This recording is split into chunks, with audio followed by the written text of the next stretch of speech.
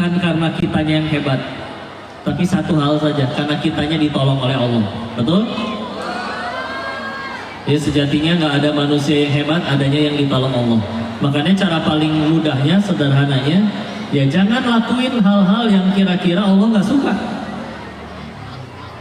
Menurut aja, kita aja kalau mau minta tolong sama orang dan kita tahu orangnya nggak suka durian misalkan, nggak mungkin kita bawain durian, ya. Ini kita butuh Allah, minta tolong ke Allah. Udah maka kadang minta tolong ke Allahnya teh paling terakhir. WA sana sini nggak ada yang bisa bantu, baru sholat ya. Dan ketika udah kayak gitu masih terus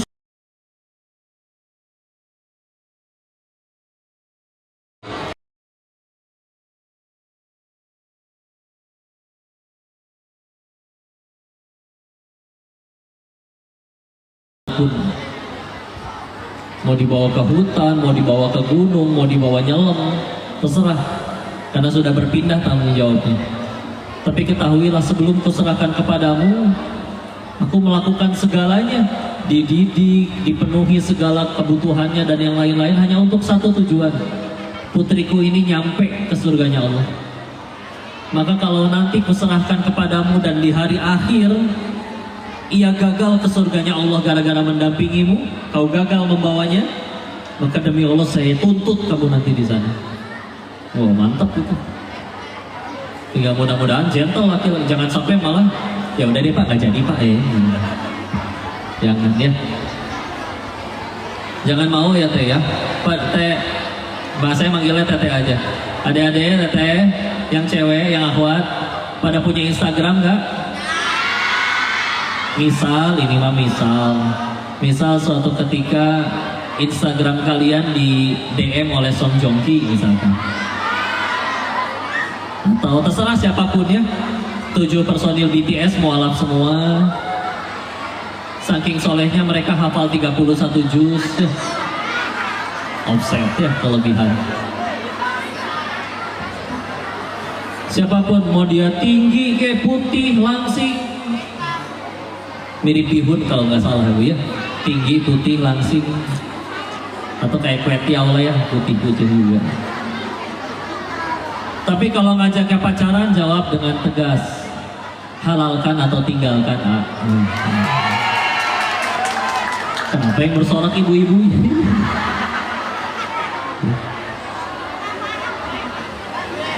Ya, halalkan atau tinggalkan. Tapi aku sayang sama kamu. Kalau sayang silakan dong. Bapak saya standby di rumah tiap pada Isya. Datang kalau punya nyali. Jangan lupa bawa martabak. Ya harus modal ya. Begini adik-adik, memang tertarik sama lawan jenisnya itu fitrah. Yang tidak fitrah itu tertarik dengan sesama jenis ya. Karena Allah nyiptainnya dulu Adam dan Hawa, bukan Adam dan Asep, betul? Maka kalau misalnya dengan lawan jenis tertarik, fitrah yang akan ditanya oleh Allah nanti bagaimana cara menyalurkannya, ya.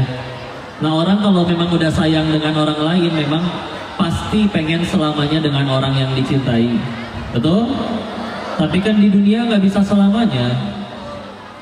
Sama-sama naksir siap untuk nikah aja, kata Allah nggak ada jodohnya, ada yang mati duluan, ya. Nah ada tempat untuk bahagia sesungguhnya dan bisa selamanya, yaitu nanti di surganya Allah. Maka kalau misalkan dia ngakunya sayang, tapi ngajaknya malah nggak ngajak ke surga, ngajaknya malah ke Oyo misalkan, maka udah jelas ya, berarti hati-hati ya tadi. Omong kosong, ulangi. Ya udah hati-hati ya dengan para buaya hijrah atau playboy syariah. Udah jelas. Kok kita itu nggak pacaran, kalau pergi pun selalu ke pengajian, di motor juga diganjel pakai tas biar nggak kena-kena gitu. Giliran ke pengajian, ustadznya bicara tentang jangan pacaran, laki-lakinya WA ke yang cewek, sabar sayang, ini ujian buat kita. Kurang ajar ya. Pokoknya hati-hati, jangan mau, jaga diri kalian ya. Bismillah. Bismillah. Bukan berarti nggak boleh tertarik dengan sama jenis, tapi Islam punya aturan. Yang aturan itu ya, kalau Allah udah bikin aturan, Allah udah nyuruh, alasannya mah satu, baik buat kita, udah sederhana. Allah udah ngelarang aturan karena satu, nggak baik buat kita, udah. Jadi kalau kita lagi ngelakuin yang nggak nurut sama Allah, sejatinya ya lagi jahatin diri sendiri, weh. Jadi jangan mau ya. Udah dijaga, bismillah. Ya, ingat sama orang-orang yang kalian sayangi, ya Allah, ada orang tua, insya Allah ya. Tapi bismillah, kita lanjut lagi ya. Udah, berarti pacaran juga jangan. Terus yang juga nggak boleh, mudah-mudahan juga tidak ada bully di sini ya. Ada bully? Ngerti bully nggak? Suka dibully. Nah, bully ini sebetulnya kasihan orangnya. Jadi orang-orang yang suka ngebully itu udah aslinya mah dia teh kesepian, terus jadinya teh caper nyari perhatian. Mungkin orang tuanya ya entah bertengkar atau gimana, ada masalah, jadi nggak diperhatiin. Jadi biar diperhatiin, kadang ya sosok jagoan ngejahatin yang ya lihat aja. Kalau dia beneran jagoan, yang akan dia bully harusnya lebih gede. Kalau beneran jagoan, datang ke terminal. Kalau ada preman lagi malah, gebukin tuh kalau berani. Tapi enggak. Pelaku bully biasanya ngelakuinnya sama yang lebih secara fisik lebih kecil, lebih lemah. Culun soalnya, pengecut. Ya. Jadi kalau misalkan nanti di sini kalian ada yang dibully, nggak usah nangis, nggak usah kesel, udah diajak ngomong aja. Kamu teh kenapa? Stres, daripada caper, yuk mendingan kita nangis bareng-bareng daripada sok-sok jagoan kayak iya. Giliran dilawan dikit juga takut ya. Udah. Kasihan mereka itu ya. Harusnya mungkin dapat kasih sayang yang cukup, tapi ya nggak tahu, namanya masalah masing-masing. Makanya akhirnya capernya dengan cara kayak begitu, udah. Jadi mereka yang lebih terluka sebetulnya, lebih kasihan. Ya, udah biarin aja. Ya mudah-mudahan di sini juga tidak ada ya. Baik, harus nyampe ke Quran tentunya. Di Quran itu kalau pengen ambil pelajaran yang luar biasa, di surat Al-Kahfi surat ke-18 ini sering dibaca harusnya setiap malam Jumat atau setiap hari Jumat ya. Ada 110 ayat, di dalamnya banyak kisah, tapi ada kisah luar biasa di ayat 60 sampai 82 ya. 60 sampai 82. Ini kisah Nabi Musa alaihissalam bertemu dengan gurunya Nabi Khidir alaihissalam. Yang mereka berpetualang, ternyata perginya nggak cuma berdua. Ada satu orang lagi bertiga. Yang taunya dari ayat 60, wa idh qala Musa li fatahu, telah berkatalah Musa kepada pemudanya. Ya, Nabi Musa itu punya murid masih muda, yang dari Al-Fatihah sampai Anas namanya nggak disebutin sama sekali. Kudu baca tafsir, kudu baca hadis, baru tahu nama muridnya ini adalah Yusya bin Nun. Ulangi, Yusya bin Nun. Ini Masya Allah, orang luar biasa.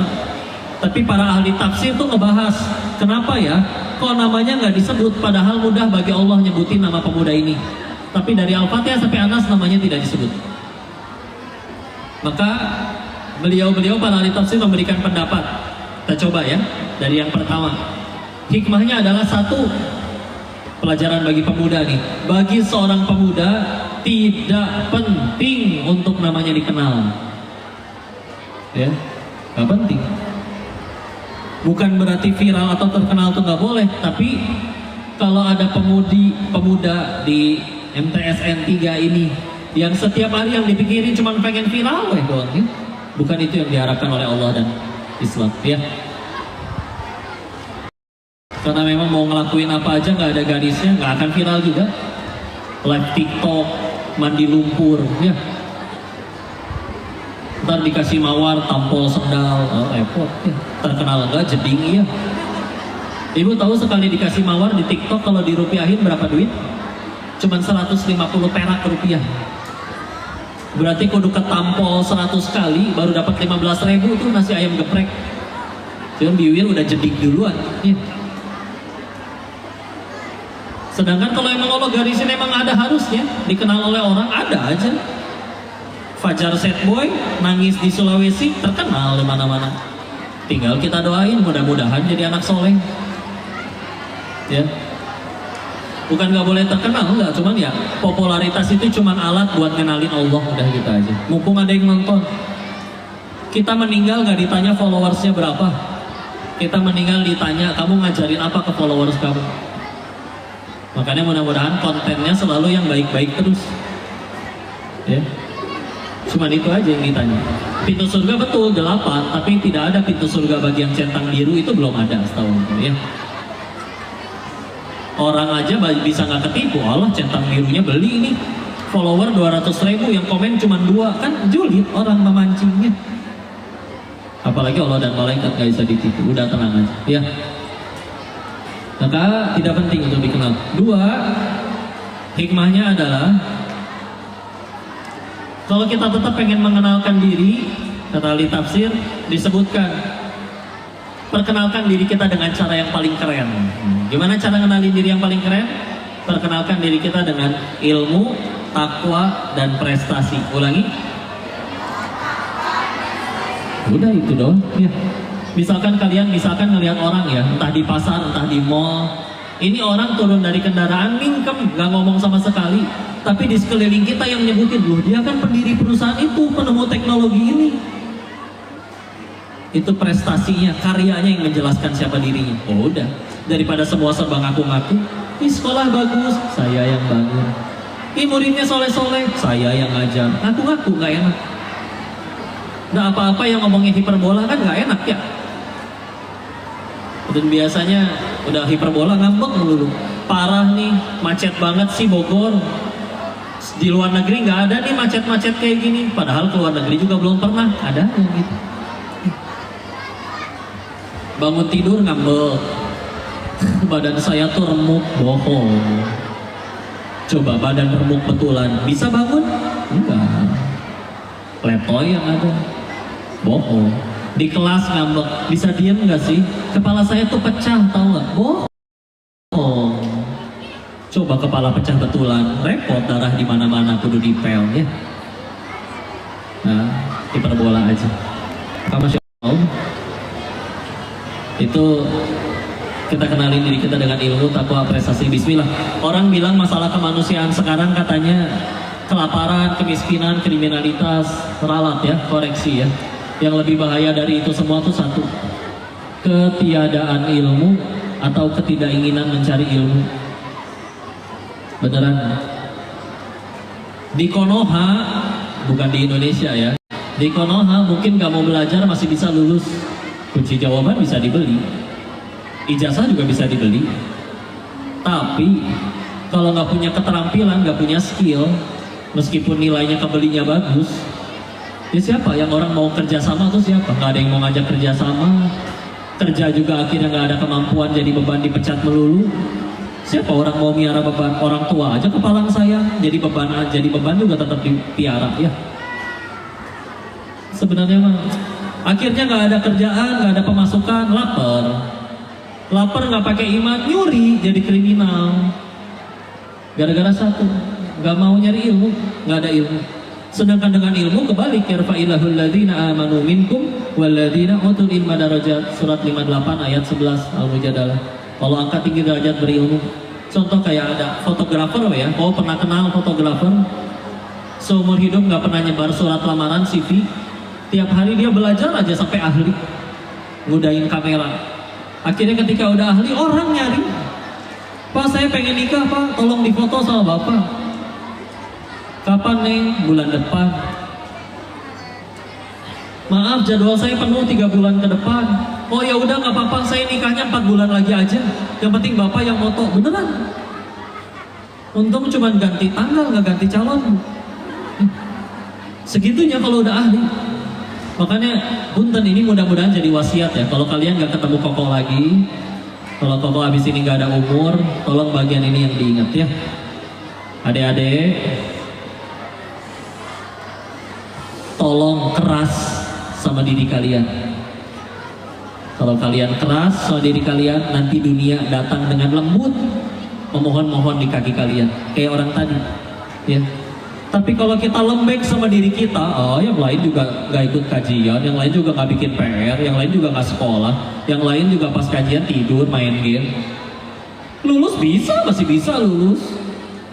Makan masih bisa kalau orang tuanya mampu, masih mau miara beban. Tapi kalau kita lembek sama diri kita, nanti dunia yang datang dengan keras kehantam kita.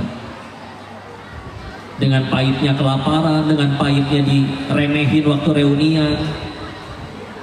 Ya kan? Yuk kerasa diri kita. Bukan berarti nggak boleh istirahat, nggak boleh main. Enggak, ada waktunya. Ada waktunya. Ini masih jamnya belajar, ya udah belajar. Keras bismillah. Karena kalau sekarang belum kelihatan.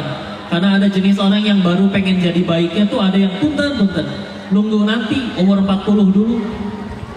Ya Allah, dulu dia teman sekolah, sekarang dia udah sukses punya ini itu, kenapa saya malah punya banyak utang? Perasaan dulu belajar bareng. Akhirnya baru mulai sadar, oh berarti jangan-jangan jalan hidup saya yang salah. Masa kudu nunggu umur 40 dulu? Sekarang mah belum kelihatan, dah sama-sama sekolah. Tapi kan diri kita nanti itu tergantung hari ini kita ngapain, kalau mau jujur. Jadi udah bisa, ya. Dan mudah-mudahan tertanam juga karakter ya. Karena sekali lagi tujuan pendidikan dalam Islam tuh bukan bikin pinter, Pak Bu. Kalau sekedar pinter, contoh ya, ada maling bodoh, malingnya mau nangkep ayam, ayamnya nggak ketangkep, malingnya ketangkep, bodoh soalnya itu maling. Ya. Jadi kalau orang bodoh terus jahat, jangankan nyalakain orang, nyalakain ayam aja gagal. Kan yang itu bodoh, yang repot kan kalau malingnya pinter, yang nyolong sendirian, yang lapar jutaan rakyatnya, ini yang repot. Tapi pinter kok, lihat pinternya dari mana? Kunci jawaban yang bisa dibeli, ijazah yang bisa dibeli, tahu-tahu kunci sama ijazah beli, tahu-tahu ngurus jutaan rakyat, oh kagok, repot. Dalam Islam tujuan pendidikan cuma pinter bagus, tapi dalam Islam pinter mah efek samping.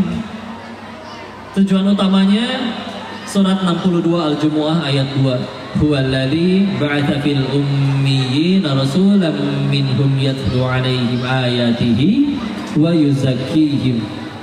Dialah Allah yang menurunkan rasul dari kaum kalian sendiri yang ummi untuk membacakan ayat-ayatnya dan ini menyucikan jiwa mereka. Serius Pak Bu, apa kita pikir Rasulullah datang ke orang kafir Quraisy pengen bikin mereka pinter? Enggak, orang Quraisy itu udah pada pinter.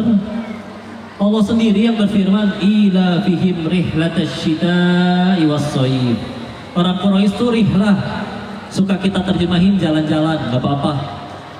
Tapi bedanya rihlahnya kita sama rihlah orang Quraisy itu beda. Mereka rihlah jadi duit, kita rihlah ngabisin duit. Mereka pergi ke utara negeri Syam cuan, ke selatan ke negeri Yaman cuan. Pada jago dagang, terus Rasul datengin mereka, pengen bikin mereka pinter, enggak, udah pada pinter, tapi pengen ngapain? Menyucikan jiwa. Karena kalau sekedar, yang penting nilai bagus, gak peduli dengan cara punten ya. Kalau di film-film ada yang gurunya disogok, ada yang gratifikasi, ada yang beli kunci dan yang lain-lain. Terus tahu-tahu kita ngarepin kayak mereka yang jadi pemimpin jutaan rakyat, repot punya Allah. Bu, ibu punya anak misalkan cantik, tampan, ganteng, viral, tajir, melintir, semuanya punya. Tapi ibu diperlakukan seperti film Azab Indosiar, mau? Daripada gitu misalkan, tapi misalkan ya, misalkan ini ada anak, ya Allah, anak saya matematikanya kurang, coba tes. 2 tambah 2 berapa nak? 5 bu, tuh ngaco. Tapi ibu bangun sholat subuh, dia baru beres witir sama tahajud. Anak lain baru belajar alif batasa, anak ibu lagi setoran juz 27. Anak lain dimintain tolong sama mamahnya, kudu berantem dulu, anak ibu nawarin, ada yang bisa aku bantu gak mah? Enak punya anak kayak gitu? Bismillah, nyuciin jiwa isi. Mudah nanti visi misi MTSN Negeri 3 diganti. Visi misinya menyucikan jiwa anak Anda, ajib gitu ya. Dia nyari sekolah kan sekedar cerdas mah atulah. Di luar sana ada orang yang nggak Islam, bahkan nggak sholat, tapi pinter, ada nggak? Ada pasti. Ya. Pinter penting, bagus, ya. Tapi jangan lupa ditinggalkan bagian itu, jangan sampai ditinggalkan bagian tadinya ya. Adapun bicara ilmu itu kok yakin, bukan tergantung IQ, tapi tergantung sang pemilik ilmu ridho nggak nitipin ilmunya ke kepala kita. Kalau Allah udah ridho nitipin ilmunya, kalau kenal Naja Hafiz Quran ya, dia dulu Hafiz CTI, itu dokternya bilang sendiri otaknya, mohon maaf, otaknya cacat, tapi hafal tuh Allah kalau mau titipin Quran, surat berapa, ayat berapa, halaman berapa, terjemahannya apa, pojok kiri kanan atas bawah. Terakhir ketemu gak cuman Quran, udah ngapalin, udah dapat 1000 hadis. Padahal dikasih lihat huruf N sama M, ketuker bu, masih bingung. ABCD sampai Z, ketuker. Tapi giliran Allah mau titipin Quran mah jadi weh. Nah cara kita terbaik untuk supaya mau Allah ridho nitipin ilmunya ke kepala kita, bismillah. Adab ya. Dan ini dia yang sedih ya. Dulu murid datang ke orang tua, "Ma, aku dihukum sama guru." Dihukum lagi sama orang tuanya, berani kamu ngelawan guru? Sekarang bilangnya cuman dibelai, jangan ya nak, bilangnya dicambuk ya. Tahu-tahu gurunya di penjara kan. Ya Allah.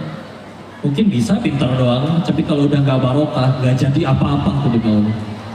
Ilmunya malah bisa jadi dosa jariah, naudzubillah. Masih nurut sama bapak guru ya, muliakan mereka ya. Kok kalau ternyata gurunya ngaco gimana? Ya tenang, kita kan nurut ke guru bukan supaya disayang guru, karena Allah suka. Oh tapi ternyata gurunya jahat, ada pengadilan Allah nanti, kita meninggal nggak ditanya kelakuan dia, ditanya kelakuan masing-masing. Di sini. Karena buat guru nanti ada lagi ayatnya, ada lagi bahasannya. Kalau nggak ngajarin yang baik-baik ya. Buat anak-anak di sini pakai adab ya. Bismillah. Ilmu, takwa, prestasi. Nah ini bicara prestasi ini, jangan alergi sama masalah ya. Karena salah satu cara sukses paling gampang itu satu, cari masalah. Ulangi. Nah, masalahnya yang positif tapi bukan pakai sek lagi nyebrang ditabrak, bukan ya. Itu nyari mati lebih tepatnya ya. Jadi masalah positif. Contoh ya. Kan kisahnya Pak Habibie udah terkenal, presiden ketiga Indonesia. Sebelum beliau, pesawat itu kalau terbang nyampe ketinggian tertentu sayapnya retak. Dan ilmuwan seplanet bumi nggak ada yang tahu caranya sampai Allah titipin ilmunya ke Pak Habibie. Karena beliau, ini kita lihat runtutannya. Pertama ada masalah. Masalah pasti harus dicarikan solusi. Orang punya solusi dianggap prestasi. Orang punya prestasi dianggap berarti suksesnya berpangkal dari masalah. Jangan ragu ya. Nanti pengen lulus kuliah harus bikin apa? Skripsi suruh ngapain? Cari masalah yang bisa kamu selesain dengan ilmumu, jadiin judul, nanti disidangin. Kalau ternyata masalahnya aja nggak ketemu ya nggak punya judul, nggak bisa lulus ya.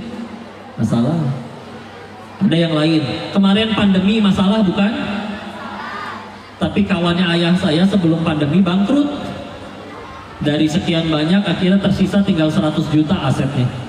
Udah gitu besoknya lockdown, PSBB, wah bertambah-tambah masalahnya. Tapi pikirannya bagus, fa inna ma'al di balik kesulitan ada kemudahan, diulang 2 kali. Saya tinggal sediain apa yang jadi kemudahan bagi orang-orang. Orang lagi butuh apa? Dia dorong sisa 100 jutanya jadi pengusaha masker pertama di Kota Bogor. Nggak nyampe 3 bulan 100 jutanya jadi 800 juta. Gara-gara masalah, pikirannya bagus. Kalau orang kena masalah tuh ada yang memilih, matilah saya. Ada yang malah, ini jalan saya jadi baik. Kalian kan ujian sekolah juga masalah. Harus belajar, harus ngapalin, harus bimbel. Tapi kalian tahu betul kalau saya lulus, saya naik tingkat. Sama, kehidupan juga gitu. Ya. Cuman kalau bapak ibu beresin masalah kehidupan gak diwisuda, kalian diwisuda, udah gitu aja. Tapi sama naik tingkat, ya. Ada lagi, ada orang misalkan tinggalnya di gang, gak punya motor, angkot gak lewat depan rumah, tapi tiap hari harus berangkat kerja atau sekolah, masalah? Di tempat lain ada orang gak punya motor tapi nganggur, masalah? Dipersatukanlah dua orang bermasalah tadi dalam satu aplikasi. Micet, bukan, ojek online, ya. Maka kalau yang nemuin aplikasinya minimal buat dunianya lebih sukses, wajar kan beresin masalah orang. Jangan alergi sama masalah. Masalah itu jalan kalian naik kelas, naik tingkat, jadi hebat, ya. Coba, kalau saya mau nulis buku, mau nulis apa? Kisah pribadi. Kalau kisah hidupnya enak doang, kan buku itu laku gara-gara Masya Allah masalahnya. Kalau pernah baca buku tentang perjuangan punya anak, ya, rumah tangga 11 tahun berusaha punya anak sampai akhirnya bisa hamil 11 tahun. Kita mikir lagi kenapa ya buku ini laku di kalangan para pecinta, para pejuang garis dua, ya. Maka setelah dipikir, ya karena perjuangannya 11 tahun, coba berjuangnya 2 bulan, nggak laku bukunya. Nanti ketika baca, perjuangan garis dua, mereka berjuang selama 2 bulan. Nanti yang udah 5 tahun, ketawa ngebacanya juga. Nah, 2 bulan stres. Yang 5 tahun masih bisa bahagia. Nah ini karena 11 tahun. Di Quran lebih parah lagi, ada yang puluhan tahun, 80 tahun, Nabi Zakaria. Jadi lebih luar biasa. Asia dampingin Fir'aun, jadi mulianya gara-gara sabar ngadepin Fir'aun. Makanya kalau di sini Bu, ada yang bilang, suami saya lebih parah dari Fir'aun. Bohong. Kalau suami ibu lebih parah dari Fir'aun, nama suami ibu yang ditulis di Al-Quran Bu. Ya. Gak ada yang lebih parah soalnya. Karena kalau misalkan cuman sekedar naruh anduk nggak ditaruh lagi, buka laci nggak dibuka lagi, naruh gunting nggak ditaruh di tempatnya lagi, kalau ngambil baju tuh nggak bisa diangkat dulu gitu, jadi berantakan semuanya, ya. Nggak apa-apa, itulah investasi ya teman-teman, ya. Bismillah, ya. Nggak apa-apa. Makanya suka ada yang nyeletuk ya, suka ngisengin. Fir'aun kan bukan nggak sengaja Allah ngasih contohnya tuh Fir'aun. Fir'aun tuh nggak nurut sama Allah, tapi dia dunianya dapat, raja, kaya, teman-temannya punya kuasa juga, punya kekayaan juga, hidup 400 tahunan, seumur hidup nggak pernah sakit, nggak pernah demam, nggak pernah batuk sekalipun. Istri soleha tuh Fir'aun. Segitu nggak nurut sama Allah tapi dapat kayak gitu. Makanya kita terus akhirnya aku juga milih nggak mau nurut sama Allah, tapi udah mah nggak nurut, kaya enggak malah banyak utang, raja enggak malah jadi disuruh-suruh. Maka atuh mendingan nurut, ya. Kecuali setiap kali kita nggak nurut kalian langsung jadi raja, langsung punya duit triliunan, kan ini enggak. Ada yang makin nggak nurut makin ngaco hidupnya, makin repot. Jadi ya udah, ya. Kecuali kalau di Quran nggak nurut sama Allah, hidupnya malah membuat lebih enak, akhirnya ngikutin, ya. Ternyata nggak, di Firaun hidupnya enak juga, nggak mulia, hina. Terbukti ibu-ibu nggak ada yang ngasih nama anaknya Firaun, betul? Betul. Ini meni lucu, siapa namanya kok? Firaun. Ya. Udah jangan, ya. Selanjutnya hikmahnya adalah pemuda juga harus galau. Ulangi, galaunya tapi yang positif, ya. Kayak contoh Salahuddin Al-Ayyubi juga pernah capek ketika belajar dan berlatih futur. Semua orang pasti pernah futur. Tapi ketika capek futur, ingat ya Allah, Baitul Maqdis masih dijajah. Masa saya malas latihan, malas belajar, galau, akhirnya latihan lagi. Nah itu baru galau. Bukan galau gara-gara liatin status teman dia jadian sama si itu. Ya. Jangan mempersempit dunia dan kebahagiaan kita, ya. Jadi apa-apa tuh gimana prioritas. Kayak misalnya orang bilang nggak sempat sholat, bohong. Gimana prioritas, orang udah prioritasin seperti ini. Ibarat gini deh, kalian naik mesen ojek online, nunggunya di depan CCM di mall. Sambil nunggu kan WA masuk banyak tuh, dari grup gibah, dari teman-teman, dari mana. Tapi yang dibuka duluan pasti chat dari si mamang ojek, betul? Karena nggak mungkin mesen Senin pulang Kamis, ya. Kenapa yang dia dibuka duluan? Prioritas. Makanya hei adik-adik yang cewek terutama akhwat, kalau kalian nge-WA lelaki nggak dibalas-balas, bukan sibuk, cuman kalian belum jadi prioritasnya mereka aja, udah gitu aja. Terus ngapain kita galau, nangis-nangisan, sedih buat seseorang yang bahkan gak peduliin kita? Kalian tuh jauh lebih berharga, ya. Layak bahagia.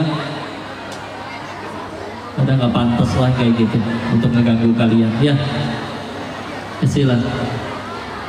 Terakhir, lihat siapa yang kita tempel. Maksudnya kita dekatnya sama siapa, itu juga mesti kita lihat, ya. Oh, temenan bukannya jangan pilih-pilih, betul.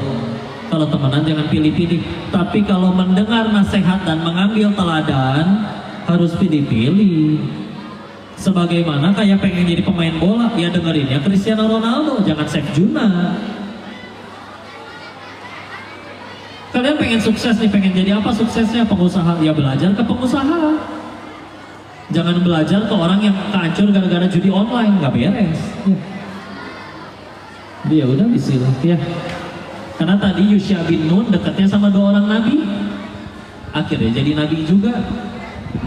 Bahkan ada satu misi dari Allah yang Nabi Musa alaihissalam, Nabi Harun alaihissalam wafat, itu belum beres, yaitu membawa Bani Israel masuk ke tanah terjanji, Baitul Maqdis, ya.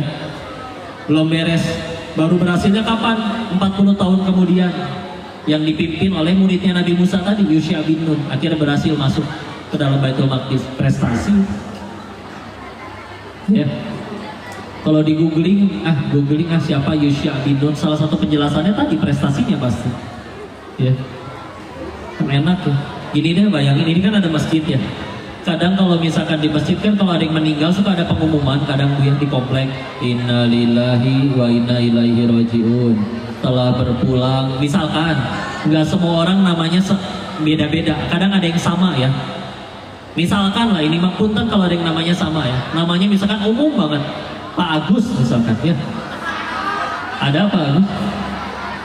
Kalau ada Punten ya, ini mah misal. Kan kita nanya kan, misalkan kita seumur hidup kenal Agus ada 8.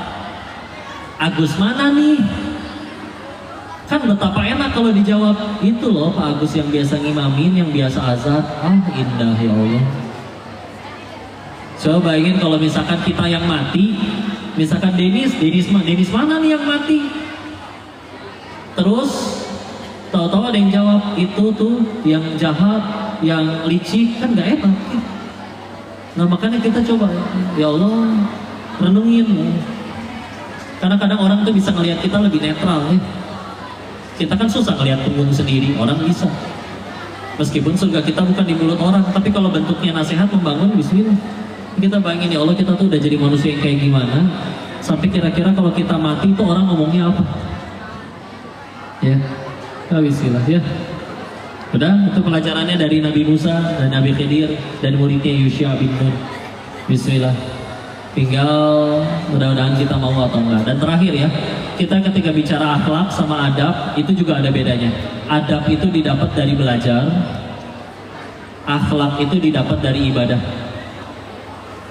Makanya ada adab tata cara makan di Eropa bisa dipelajari. Ada susunan sendoknya Tea Bu ya, pisaunya dari yang paling gede sampai paling kecil ya. Nah itu adab bisa belajar. Kalau akhlak itu dari ibadah. Kata Allah Quran surat 29 Al-Ankabut ayat 45, Inna sholata tanha anil fahsya'i wal munkar. Sholat itu mencegah dari perbuatan keji dan munkar. Jadi sholatnya benar, nggak mau berbuat yang nggak baik. Dari ibadah tuh akhlaknya jadi baik. Nah dalam Islam akhlak itu ibarat kayak buah. Namanya buah kan pasti ada akarnya, ada batangnya, nggak langsung berbuah. Nah apa akar dan batangnya? Akarnya itu akidah, benar bertauhid kepada Allah, nggak percaya dukun, zodiak, nggak percaya ramalan-ramalan, yakin aja bismillah. Batangnya syariat, Karena kalau iman udah benar akan rela keseharian ikut sama syariat. Ya, jadi beriman tuh yakin, gak cuma sekedar oh Tuhan tuh satu ya, enggak. Termasuk gak akan percaya, jangan foto bertiga nanti mati, enggak. Yang moto juga pasti mati kok itu. Ya, nggak percaya. Dulu di Jawa Timur ada batu ponari. Kalau bawa air dicelupin batunya jadi sembuh, enggak, sembuh mah dari Allah. Jadi kalau dicelupin air ke situ batu jadi ponari sweat katanya Bu ya. Enggak ya, jangan percaya. Maka ketika akidah benar, syariat terjaga, akhlak bismillah mulia. Nah ini kalau ada yang bertanya, oh ada tuh yang nggak sholat lebih santun, ada tuh yang nggak berkerudung lebih rajin sedekahnya.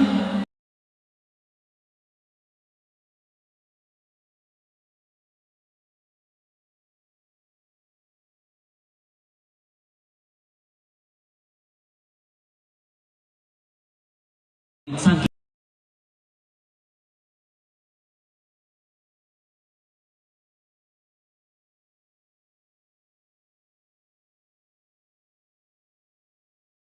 tapi tetap film porno terbesar dari sana, bunuh diri tertinggi dari sana, sampai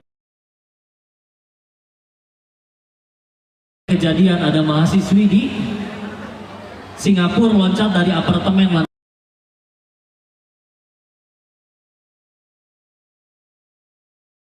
lantai 14 ketemu aspal di bawah.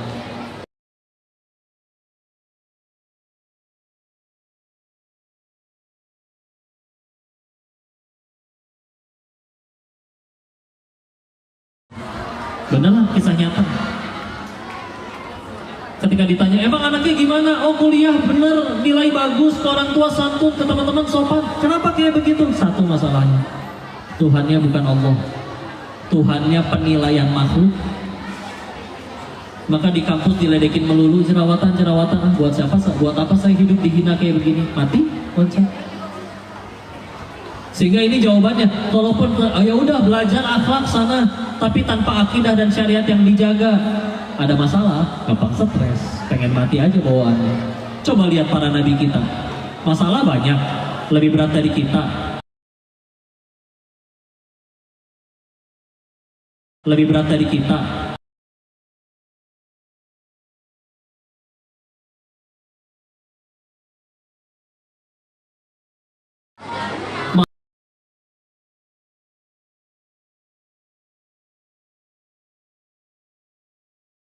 Malah yang nyebut monyong itu yang harus maju bibirnya, betul? Coba Bu nyebut monyong tanpa majuin bibir. Susah. Udah lah hari. Ya. Ayo bismillah. Akhlak tuh terbentuknya tadi, akidahnya benar, syariatnya dijaga, nanti akhlak mulia. Sehingga ya begitulah ya. Ini mah renungan ya. Katanya di Jepang ternyata banyak film porno, mohon maaf. Karena ternyata di sana itu orang pada nggak mau punya anak tuh dianggap beban katanya. Kalau di Korea banyaknya drama romantis Pak, Bu. Karena di sana perceraian tinggi. Jadi nikah tuh dibikin indah banget. Bu. Yang saya heran di Indonesia, kenapa banyaknya film azab ya? Ya udah, buat jadi renungan. Bismillah insyaallah. Izin kita sisakan waktu untuk tanya jawab atau diskusi. Kalau nggak ada yang nanya maka nanti Koko yang tanya ya, silakan. Kali ada yang mau disampaikan atau Koko salah menyampaikan, silakan dikoreksi ya. Allahu a'lam bishawab. Kembalikan dulu kepada MC. Silakan Bapak dan Ibu serta anak-anakku jika memang ada yang ingin bertanya atau memberikan tanggapan apapun, dipersilakan Bapak Ibu. Ada ya Bu Imas, ada lagi Bapak Ibu, Pak Kepala Madrasah. Satu saja ya Bapak Ibu ya. Pak Ustadz satu aja Pak.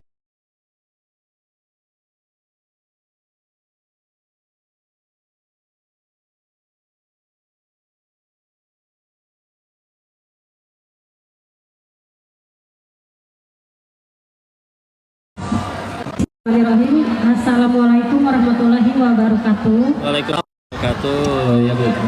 Sebelumnya saya memperkenalkan diri Ko Denis. Saya Ibu Imas Masria. Ya. Kebetulan bertugas sebagai guru 3 Bogor ini. Iya. Adapun yang ingin saya tanyakan adalah, mungkin Ustadz bisa memberikan tips istiqomah, ya, bagaimana cara untuk istiqomah dalam beribadah, khusus untuk peserta didik saya di sini, baik itu ikhwannya maupun akhwatnya. Ya, Dan baik. tips mungkin untuk menghindari perilaku yang menyimpang, seperti mungkin kenakalan-kenakalan remaja. Mungkin ada tipsnya dari Ustadz. Itu saja pertanyaan dari saya. Terima kasih. Assalamualaikum warahmatullahi wabarakatuh. Waalaikumsalam warahmatullahi wabarakatuh. Baik, bismillah ya. Untuk pembelajaran Ibu, sebetulnya saya yakin semua udah ngelakuin yang terbaik. Ya nasihat, ya kajian kayak gini, ya hikmah. Cuman masalahnya memang kapan orang itu akan berubah, hidayah itu akan datang, memang kadang terserah Allah. Ya. Karena memang you mau nggak mau, memang ada orang yang baru bisa belajar atau berubah jadi baiknya kadang ya punten. Ada yang pernah ngerasain bangkrut dulu, ada yang pernah ngerasain dikhianatin dulu. Karena kalau misalkan sekali ceramah, adik-adik sing soleh, tahu-tahu langsung soleh satu sekolah, udah nggak akan ada kajian lagi nanti. Ya. Jadi ya sudah, kita itu ingat dakwah itu baru jadi berat kalau kita mewajibkan orang harus jadi soleh gara-gara kita, nggak bisa. Karena perintah dari Allahnya, fadzakir innama anta mudzakir. Ingatkan, tugas kamu hanya mengingatkan. Lasta 'alaihim bimusaitir. Kau tidak berkuasa di atas yang lainnya. Ibu ngajar 30 tahun misalkan, nggak ada satupun yang jadi anak soleh selagi dakwah ibu lillahi ta'ala, niatnya benar, caranya benar, tetap jadi pahala luar biasa bagi ibu. Daripada ibu ngajar 30 tahun, ternyata dapat 1000 anak jadi soleh, tapi kita ngerasa, emang gue guru yang hebat, ngelupain Allahnya, nggak jadi apa-apa di sisi Allah, rugi. Ya anaknya urusan sama Allah gitu kan. Selagi niatnya benar, caranya benar, tetap dapat kebaikan. Meskipun kadang hasil nggak sesuai keinginan. Jadi dinikmati aja, bismillah. Tetap sampaikan yang terbaik, ingetin yang terbaik, sesantun mungkin, selembut mungkin. Karena pilar utama pendidikan dalam Islam itu aslinya cuma 2, 1 doa, 2 keteladanan. Ya. Sisanya nanti tinggal teknis. Karena mau pakai cara Finlandia, Montessori, tapi kalau misalkan nggak ada doa, nggak ada keteladanan, nggak jadi. Nabi itu ngedoain. Bahkan kayak contoh Imam Syafi'i lebih sering kalau bangun tahajud kan doainnya orang-orang, murid dan anak-anaknya, bukan dirinya sendiri.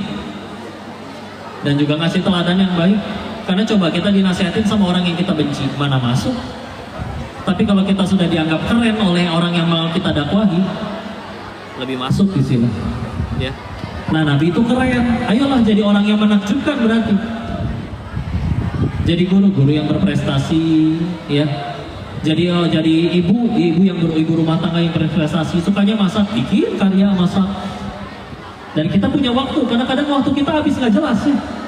Scroll TikTok, kekatawaan, tahu-tahu subuhnya jadi 2:30, asarnya jadi 5:30, subuhnya 9:30 ya. Karena bismillah dijaga. Alhamdulillah. Jadi ya udah.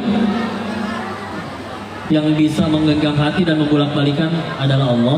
Tugas kita aslinya cuma melayakkan diri kita di hadapan penggenggam hati sang anak-anak aja. Masalah berubah atau enggak terserah Allah. Ada yang baru benar-benar berubahnya tuh setelah setelah kitanya wafat, tapi dia baru ingat nasihat kitanya nanti 40 tahun kemudian ada. Tapi bisa jadi tetap jadi pahala jariah bagi si ibunya. Ya, udah nggak ada ruginya bismillah. Ya. Sisanya nanti doa keteladanannya tolong dijaga tahajudnya. Mudah-mudahan para guru ini terjaga tahajudnya. Karena orang dengan tahajud itu Allah berikan haibah jalaliyah namanya. Kayak wibawa, aura, karisma yang datang dari keagungan Allah. Sampai misalkan ada 2 orang ngomong, isinya persis sama, yang satu ahli tahajud, yang satu nggak pernah tahajud. Itu Allah bisa bikin orang kok ngedenger, kok saya pengen ngamalinnya yang dia omongin, padahal saya pernah dengar loh di kajian lain. Bisa jadi untuk orang ahli tahajud. Ya, istilah ya, dan berikan teladan yang baik. Meskipun pasti kalah sama anak-anak, misalkan hafalan pasti kalah lah kok, anak-anak lebih muda, cemerlang, berlian. otaknya kita mah sambil mikirin token udah mau habis, cicilan udah mau jatuh tempo ya. Tapi seenggaknya ikutin ya. Dia ngapal, kita ngapal, jangan nyuruh doang ya. Nah gimana ceritanya? Nah jangan ngerokok ya. Wah sambil ngebul bapaknya. Ya nggak masuk. Karena secara fitrah orang dinasehatin itu juga mikir, ini orang layak nggak saya dengar nasehatnya? Ya. Kayak istilahnya, kalau yang nasehatin sangat layak ya Rasul melayakkan dirinya dan memang sangat layak. Nah ini ketika ngasih nasihat umpan, ya. Allah alam bisawab, mudah-mudahan bisa menjawab pertanyaannya, bisa dijaga. Ya. Terima kasih Pak Iya. Ustadz. Dari orang tua, Bapak Ibu orang tua mungkin ada yang ingin disampaikan. Dari anak-anak ada yang ingin disampaikan. Ada yang bertanya? Ya, silakan. Ada Pak Ustadz. Ada lagi Iya. orang tua. Ya bentar. Dan Assalamualaikum warahmatullahi wabarakatuh. Waalaikumsalam warahmatullahi wabarakatuh. Perkenalkan, begini saya Mama Kafi kelas 75. Ingin menanyakan di posisi kami sebagai orang tua, anak-anak yang beranjak ke remaja ini gitu ya, kayaknya lebih mendengar temannya gitu daripada ke orang tuanya gitu. Tapi kalau petua ya, misalnya aturan-aturan dari orang tua mungkin dinomor 2-kan gitu. Mungkin Pak Denis bisa memberikan semangat atau insight-insight yang luar biasa untuk anak-anak kami di sini. Ya, Masya Allah. Terima kasih. Masya Allah. Kajiannya tadi untuk anak-anaknya, tapi yang bertanya pada orang tuanya. Tahu gitu saya tadi temanya untuk orang tuanya ya. Masya Allah. Saya tadi biar terjawab. Jadi ya bismillah ya. Ketika untuk ke anak-anak itu, memang yang paling penting teknisnya nanti ada.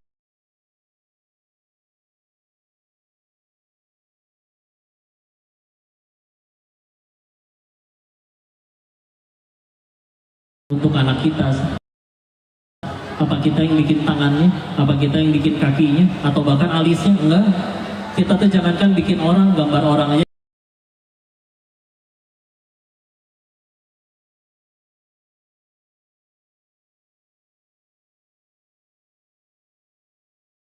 Kita mau jaga 24 jam juga gimana? Iya kan? Tapi lihat di surat Al-Kahfi, kan Nabi Musa tuh komplain 3 kali ke Nabi Khidir ya. Nah, salah satu yang dikomplain ada rumah 2 anak yatim dibangun ulang, direnov. Padahal kata Nabi Musa, tadi kita minta dijamu nggak dikasih. Perbuatan baik kamu harusnya layak membuat kita dijamu. Nah, jauh dijelasin. Ini terjadi karena perintah Allah, karena satu alasan, wa kana abuhuma sholihan. Di ayat 82-nya ya. Nah, kalau diartiin secara bahasa ya, karena ayahnya soleh, tapi bisa dikiaskan orang tuanya soleh. Tapi coba tolong lihat, ibu, bapak ngebangun rumah, yang ngebangun tukang. Anak yatim tadi rumahnya mau roboh, Allah utus 2 orang nabi untuk jadi tukangnya. Karena satu alasan, orang tuanya soleh. Bahkan tidak diceritakan bahwa anaknya soleh juga, enggak. Cuman diceritain bahwa orang tuanya soleh. Bahkan kalau lihat tafsirnya, yang soleh ternyata ayahnya punya ayah lagi, punya ayah lagi, punya ayah lagi, terus 7 turunan. Jadi kalau ada yang suka bercanda kayak 7 turunan, nah itu dari ayat itu. Kan Masya Allah.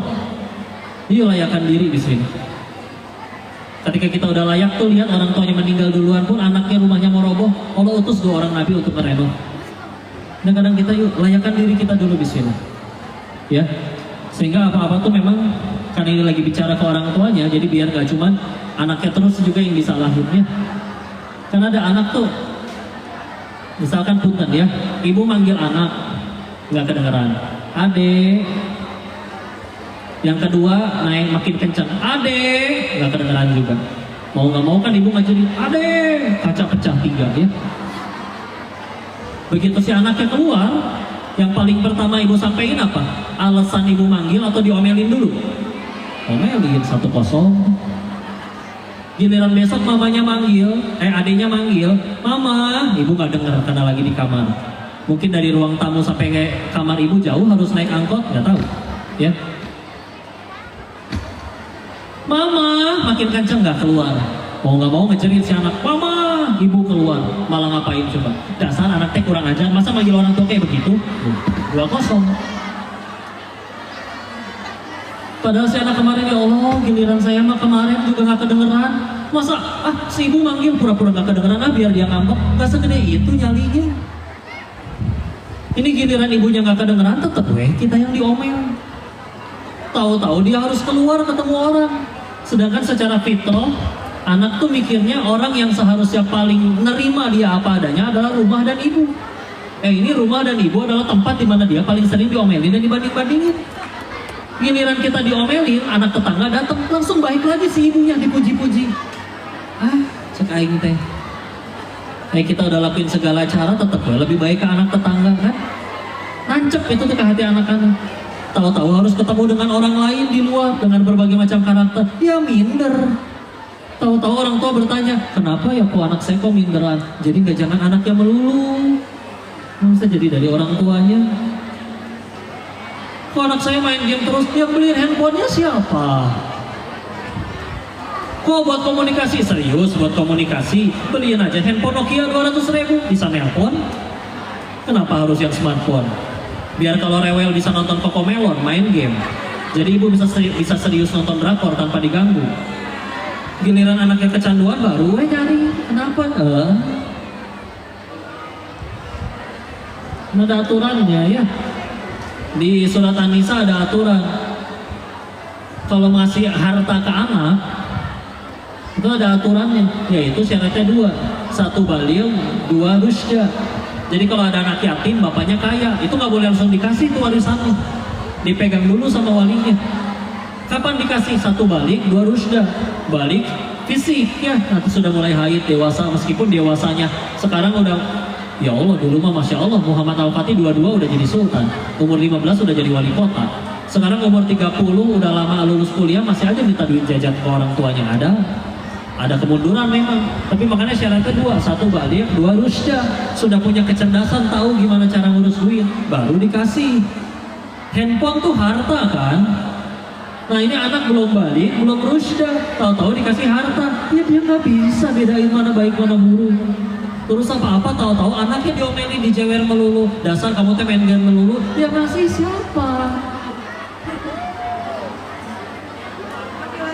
Jadi kadang ya memang ya dua-duanya introspeksi lah. Nanti kalau saya di hadapan anak-anaknya beda lagi omongannya, ada buat anaknya. Jadi yang nanya orang tuanya. Ya. Ini bismillah ya. Jadi kudu dua-duanya memang melayakan diri istilah. Nanti secara teknis kata Ali bin Abi Thalib, kalau anak dari usia 0 sampai misalkan sebelum usia tamyiz ya, masih anak-anak. Tamyiz itu usia di mana dia mulai bisa mikir, tahu mana baik mana buruk. Ya biasa 5 tahun, 6 tahun ya. Karena usia 0 sampai 5 ya biasanya ya sudah, perlakukan dia sebagaimana raja. Apa-apa dikabul ya, proses.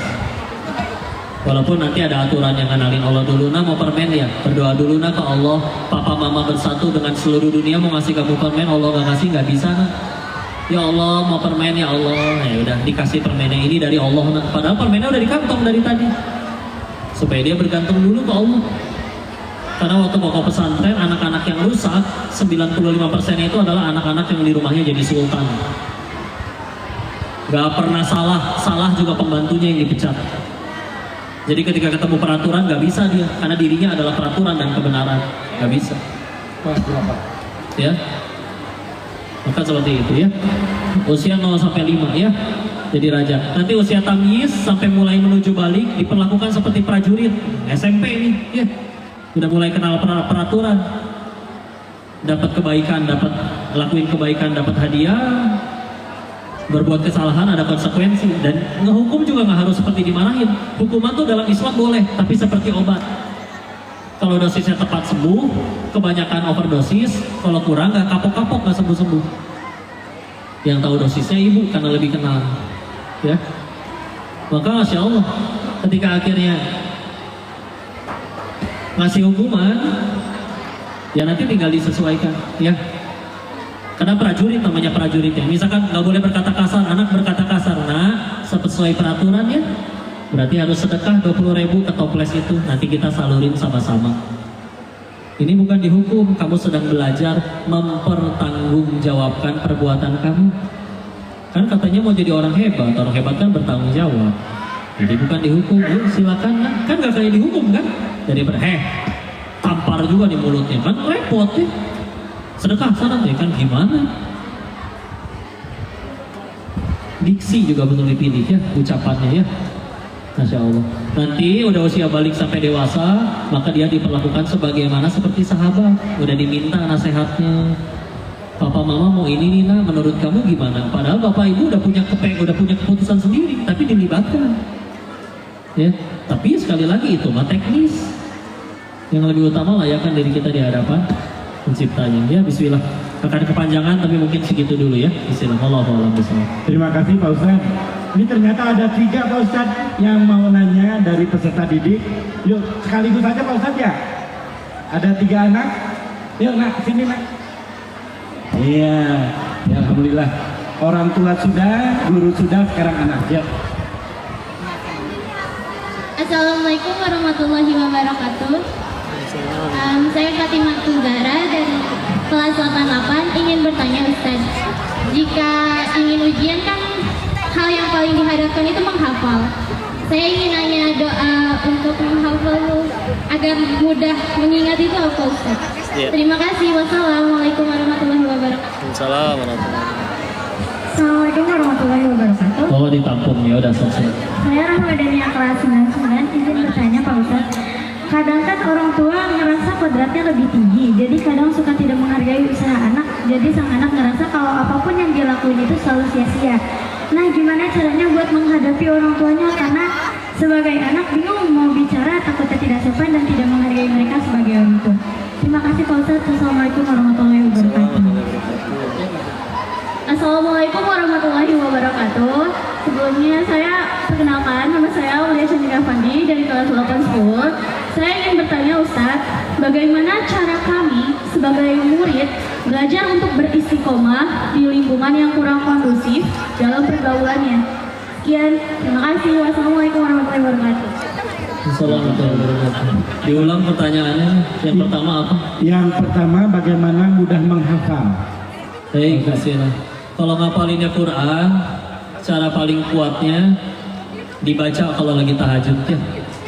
Sebaik-baiknya murojaah Al-Quran itu kalau lagi tahajud ya. Tapi kalau hafalannya mate, fisika, kimia, nah memang itu sebetulnya tergantung ini masing-masing ya. Makanya mudah-mudahan ngecek ini anak baik atau enggak tuh nggak cuma dari hafalan. Karena ada orang-orang yang punya kualitas baik tapi memang hafalannya ternyata kurang kuat. Nggak apa-apa. Tinggal nanti indikator baik atau ininya dalam pendidikan itu yang diaturin ya. Nah bismillah insya Allah proses ya. Tapi kalau misal tadi apal ayat Quran seperti itu. Dan ya kalau pengen amalan atau doa, bismillah sih sebetulnya. Ilmu itu tergantung kita di hadapan Allahnya. Mau ridho nggak Allah untuk nitipin ilmunya kepada kitanya ya. Maka minta tolong terus sama Allah. Ya Allah kuatin ya Allah. Atau sama senjata terbaiknya manusia yang kedua, minta doa ke orang tua ya. Oh berkali-kali ngerasain, dan juga banyak teman-teman yang ngerasain bahwa besok ujian yang harus dipelajari terlampau banyak, minta doa ke orang tua, mah doain besok lancar mau ujian. Akhirnya yang keluar besok benar-benar yang memang dihafal doang, yang nggak dihafal nggak keluar. Mudah bagi Allah untuk ngelakuin itu ya. Yang masih punya orang tua itu adalah senjata terbaik kalian ya. Itu pertama. Yang kedua apa tadi? Yang kedua, bagaimana menghadapi orang tua yang terkadang kurang menghargai usaha anak, sehingga orang tua kadang berpikir itu sia-sia gitu. Baik, istilah ya. Izin ya diulang pertanyaannya, karena memang kalau udah umur segini tuh Masya Allah ya. Umur segini ya. Jadi ciri orang kalau udah tua tuh 3 Bu. Yang satu pelupa, cepat lupa. Yang kedua sama ketiga saya lupa ya. Nanti saya udah tua. Ya, tadi pertanyaannya saya ingat ya. Gimana kadang kok ngerasa orang tua kodratnya lebih tinggi? Memang, ya. Surga kalian di kaki mereka. Bahkan punten ya, kalau pengen tegasin dulu. Ada bayi dibuang ke tempat sampah pas baru lahir. 30 tahun kemudian si anak jadi konglomerat. Tahu-tahu orang tuanya datang, nah ini kami dulu yang buang kamu, minta duit dong. Menurut Islam kasih atau jangan? Kasih. Kok dia jahat? Ya nggak apa-apa, kita berbuat baiknya bukan karena dia suka, karena Allah suka. Segitunya kalau ke orang tua itu. Dia jahat, ada pengadilan Allah. Kita meninggal nggak ditanya kelakuan dia, ditanya kelakuan masing-masing. Jadi memang kalau ke orang tua itu kudu nyampe di tingkatan, nah 1 tambah 1 itu 5 ya nah. Iya bu, udah jangan dibantah. Beneran, selagi perintahnya nggak nyuruh lepas kerudung, nggak nyuruh ninggalin sholat, nggak nyuruh nyembah selain Allah, jangan dibantah. Kalian lagi sholat sunnah, orang tua manggil, udah tasyahud akhir, datang, batalin. Karena wajib ke Allah sama wajib ke manusia, dahuluin wajib ke Allah. Jadi kalau sholat wajib jangan batalin, kecuali darurat ya. Tapi sunnah ke Allah sama wajib ke manusia, dahuluin wajib ke manusia. Meskipun ketika dipanggil ada apa mah, iseng, ya udah bisa tahajud, bisa duha lagi. Ya, apa? Nah, bismillah ya. Yuk, cara paling baik dakwah ke orang tua memang paling luar biasa ya. Tapi memang kalau kita bicara cara dakwah yang paling baik ya sudah kita tunjukkan dengan prestasi kita ya. Orang tua misalkan ya di luar sana ada orang tua belum mau sholat, belum mau berkerudung. Kita tunjukin dengan sholat dan berkerudung, tahu-tahu kok kita lebih baik daripada yang lain, lebih pinter, lebih banyak nolongin dia. Ketika nanti akhirnya ada momen dia bertanya, kenapa kamu tetap seperti ini nak kepada ibu? Karena ini perintah Allah, bukan akunya yang baik. Kan ajib, luar biasa itu dakwah. Alhamdulillah ya Allah, Masya Allah. Ya bismillah, hati orang tua juga yang genggam Allah, sama, kita juga layakin diri aja. Dan jangan dianggap beban, anggap mereka sebagai ladang pahala kita. Kebaikannya disyukuri, dia jadi pahala. Ada kurangnya, karena kita orang tuanya bukan malaikat, pasti ada kurangnya. Jadi penggugur dosa buat kita. Dan kita ke surga perlu dua-duanya. Perlu penggugur dosa, perlu pahala. Nabi Adam diusir dari surga, 1 dosanya. Kita pengen ke surga, emang dosanya 1? Enggak. Kadang dapat fasilitasnya, ada yang diuji di orang tuanya, ada yang diuji di gurunya, ada di tempat kerjanya, ada di ekonominya. Gak apa-apa dia menjadi jalan kita ke surga aja. Karena kalau kita nganggapnya dia adalah manusia yang harus paling wajib nafkahin saya, oh. Tapi kalau mandangnya dia adalah jalan surga saya, mesti. Karena punten, satu dunia cinta sama kamu, tapi orang tua pernah sakit hati sampai ngucap lagi di dalam doa. Demi Allah surga haram bagi kalian ya. Atau dibalik ya, satu dunia benci kita, tapi orang tua tengah malam ya Allah berdoa, hamba ridho, terima kasih kau anugerahkan putri seperti ini ya Allah. Hamba ridho bersaksi, demi Allah satu kakimu dari surga demi Allah. Ya. Orang tua tuh segitunya ya dalam Islam. Memang iya lebih tinggi. Tapi ya sudah, nggak dihargai pun ya nggak apa-apa kan, kita berbuat baiknya bukan supaya dia suka, biar Allah suka. Lempeng, nggak apa-apa. Nanti Allah yang bolak-balikin hatinya, ya. Yang ketiga, bagaimana belajar istiqomah di tengah pergaulan yang kurang baik. Ya. Istiqomah tuh sebetulnya gimana prioritasnya? Kalau udah benar-benar prioritas, ya gitulah. Orang lagi naksir-naksirnya sama lawan jenis, tengah malam diteleponin dia berangkat tuh hujan-hujanan. Tapi giliran pencipta pacar manggil, hayya alal falah, mari menggapai kemenangan, cuek, belum jadi prioritas ya. Maka bismillah, ada doanya, minta tolong dulu ke Allah ya. Contoh, ya muqallibal qulub tsabbit qalbi ala dinik. Atau Ali Imran ayat 8, Rabbana la tuzigh qulubana ba'da idh hadaitana wa hab lana min ladunka rahmah innaka antal wahhab. Atau bahasa Indonesia nggak apa-apa, ya Allah anugerahkan hamba istiqomah. Minta tolong ya. Dan istiqomah tuh satu-satunya jalan paling tepat untuk husnul khotimah. Karena kita meninggal nggak tahu kapan. Cita-cita husnul khotimah. Kalau istiqomah kan kapanpun dipanggil standby kita dalam kebaikan. Ya. Yang repot kalau nggak istiqomah nanti nggak tahu dipanggilnya pas lagi nggak berbuat amal soleh, ini repot. Ya. Kita tolong sama Allah, jaga circle-nya. Jadi kita kudu maksain memang. Dan kalau lagi futur, lagi malas ngaji, lagi turun keimanan, tolong jangan sendirian. Cari teman. Karena kalau lagi sendirian lebih mudah maksiat memang. Cari teman. Teman-teman pada ngapalin Quran semua, padahal kita lagi malas ngaji. Masa nonton drakor sendiri, akhirnya jadi ikut ngaji. Makanya malu itu sebagian dari iman.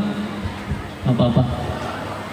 Ya, cari temennya, terus minta tolong ke Allah, prioritasin. Kalau lagi futur jangan sendirian. Udah sama dianggap tahu ilmunya ya. Kalau udah dianggap tahu ilmunya penting, maka bismillah. Biasanya lebih bisa mengilhami. Kayak contoh, ada orang baca puisi udah pakai bahasa Rusia, di Rusia dia baca, orang pada nangis. Baca di sini coba, di Cibinong, mana ngerti, orang pada ketawa ya. Nah, kita sholat bisa jadi nggak ngepek gara-gara nggak ngerti apa nih arti bacaannya ya.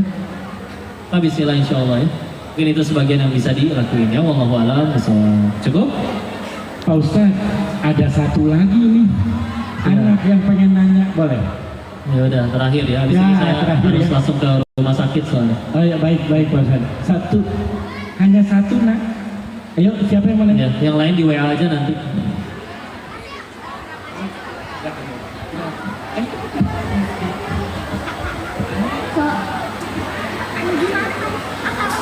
Assalamualaikum warahmatullahi wabarakatuh.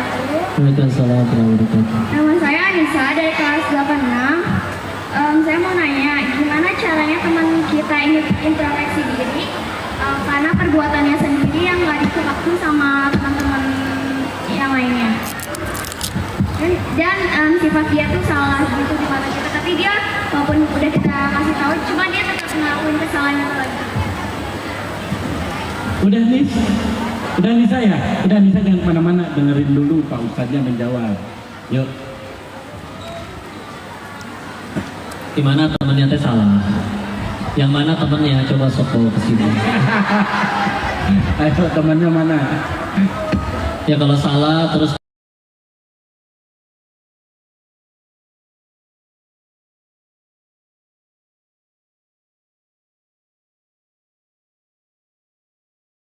wahidnya seumur hidup 1000 kali, dapat pahalanya 1000 kali lipat. Jadi nggak apa-apa, tenang aja ya, berproses. Karena kalau Allah mau bisa dia yang soleh, kita yang dibiarin maksiat. Kita yang sekarang pengen takwa kan sebetulnya ditolong Allah. Allah bikin kita kenal sama teman yang belum baik kan, itu juga Allah lagi nyediain ladang pahala buat kita. Jadi doain, karena kalau kita nggak doain, malaikat doain yang sama buat kita. Kita doa bisa jadi belum terkabul karena kehalangan dosa. Nah ini didoain oleh malaikat. Yang kedua dakwahin. Yang paling penting ketiga, jaga hati tetap bersih. Karena salah satu orang yang paling rugi itu ada orang maksiat, kita lihat. Orangnya yang maksiat malamnya tobat, tapi kita sampai bulan depan masih kita julitin. Coba yang maksiat orang, yang dosa kita, rugi nggak? Rugi. Jadi bismillah. Karena kalau misalkan Allah udah benci sama dia, mudah dibikin dia mati saat itu juga waktu lagi maksiat. Kenapa sekarang dia masih hidup? Oh berarti Allah masih kasih dia kesempatan. Gak apa-apa, nikmatin aja. Kan kita temenan sama dia pengen sama-sama jadi baik, bukan nunjukin siapa yang lebih baik. Ya, ya enak kalau temenan sama orang soleh. Kalau ketemu orang sama orang soleh itu kita datang bawa dosa juga malah dirangkul. Yuk kita sama-sama baik yuk. Kalau kita diledek, Allah ngaji soleha, jawab ngaji bukan tanda orang soleha, tapi tanda pengen jadi soleha. Baru ke pengen berhasil nggak tahu. Allah tolong jadi, Allah nggak tolong ya nggak bisa apa-apa. Namanya juga hamba. Yang kita tahu kalau Allah udah benci sama kita, Allah bisa matiin kita kapan aja. Kenapa kita masih hidup? Tenang aja. Udah nasehatin, kasih tahu. Kalau rumus pasti gimana caranya dia berhenti maksiat, nggak ada. Karena Nabi dakwahin ayahnya Ali, yaitu Abu Thalib, meninggal tetap gak syahadat. Nabi Nuh dakwahin anaknya 950 tahun tetap kena air bah. Nabi Ibrahim dakwahin ayahnya tetap bikin patung berhala. Mereka didoain Nabi gak dapat hidayah, kita gak pernah doa minta hidayah, sekarang mau berislam. Coba itu kan nikmat yang luar biasa dari Allah. Maka syukuri nikmat itu dengan bersabar kepada orang-orang yang belum dapat hidayah. Gak apa-apa, tenang aja. Ya, sepakat? Selamat menikmati pahala yang luar biasa ya.